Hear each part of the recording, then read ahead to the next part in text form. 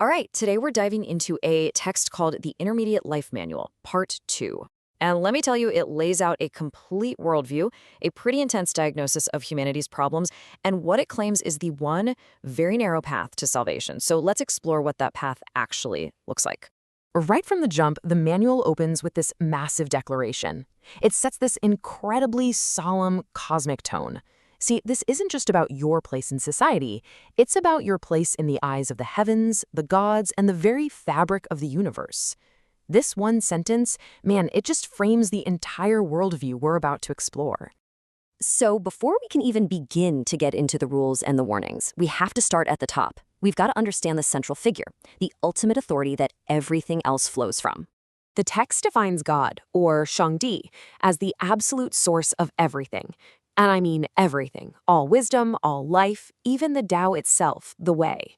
But this isn't some distant creator who just set things in motion. No, this is an active observer, the Lord of all other gods, who is watching humanity very, very closely. And this brings us right to a foundational rule.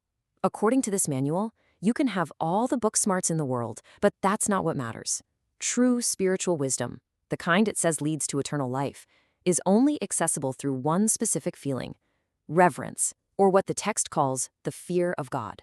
Okay, so we've established the divine authority. Now, the manual lays out the problem that it's here to solve.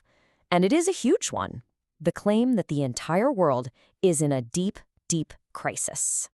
The diagnosis is pretty bleak. From God's point of view, humanity is universally corrupt. And notice the wording, all who have flesh. This suggests it's not just a few bad apples. It's a fundamental problem with the human condition itself, a corruption that runs deep in our very nature. And what's the direct results of all this corruption? Violence. The text doesn't describe this as just, a few isolated incidents. It says this condition fills the entire earth, which sets a very grim stage for what's coming next. The manual gets really specific about what this corruption and violence actually look like. And it's not just physical stuff. It's arrogance, it's lying, it's scheming, even just spreading discord and rumors. This list shows that the manual's definition of corruption touches on pretty much every aspect of how we interact with each other. So the verdict for all of this is absolute. The corruption is seen as so total that the judgment isn't just on humanity, but on the earth itself. The stakes are nothing less than total annihilation. But just after painting this picture of total doom, the manual offers a way out. And here's the twist: it's not about fixing the world. It's about escaping it. I mean, listen to the urgency here. It's a command. Flee for your life. No hesitation. No looking back. And the destination? It isn't a mountain or some secret city. It's a place called God's spiritual courtyard. So what is this courtyard? The manual defines it as a modern-day Noah's Ark. It's a sanctuary, a place of refuge that God has set up right here on earth. And its purpose is to gather the faithful, the ones who understand and seek Him before that final judgment comes down. And here, the manual presents this fundamental choice. It argues that being physically alive doesn't mean you're truly living. Real life is defined by your spiritual location. If you're inside God's embrace, you have life and salvation.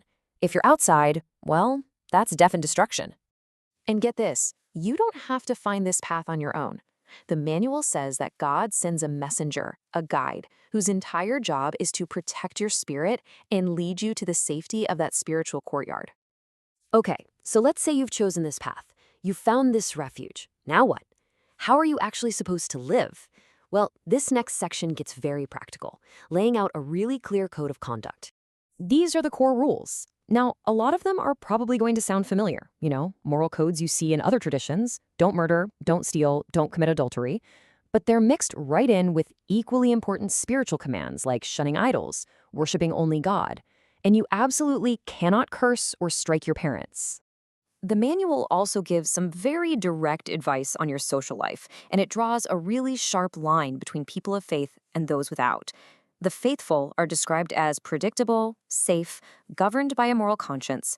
But on the flip side, the faithless are seen as totally unreliable and even dangerous, driven only by their own self-interest. And check out this piece of wisdom. It's powerful stuff. It directly connects your inner emotional state to your physical health. A peaceful heart literally promotes life, but a negative emotion like envy, that's described as a destructive physical disease, a cancer. Then there's this whole category of spiritual activities that are strictly forbidden. Anything to do with divination, magic, trying to communicate with spirits, it's all condemned as an abomination, a practice God absolutely detests. This just hammers home the manual's core idea. There is one correct spiritual path, and only one. And all of this brings us to the end game. The manual concludes by laying out the eternal consequences of the choices you make in this life. This is such a powerful metaphor for cause and effect. It's framing divine justice not as something random, but as a natural, almost agricultural process. Your actions are the seeds, and you will inevitably grow their corresponding results. Simple as that. The relationship between what you do and what happens to you is laid out as a direct, one-to-one system. Positive actions toward God get a positive response. But negative actions, like blasphemy or abandoning God, lead to punishment and a final, pretty terrible fate in what the text calls ice hell and fire hell. And this brings us to the ultimate promise that holds this whole thing together. Eternal life isn't a physical state. The text is crystal clear that physical food is temporary. True, everlasting life is only possible by nourishing yourself with God's Spirit. In the end, this manual frames life as a really high-stakes test with a clear-cut binary outcome. It's a complete system from the nature of God to the rules of daily life and the final judgment. So it leaves us with a big question to chew on. What does this stark, all-or-nothing worldview reveal about his perspective on what it really means to be human and where we are all ultimately headed?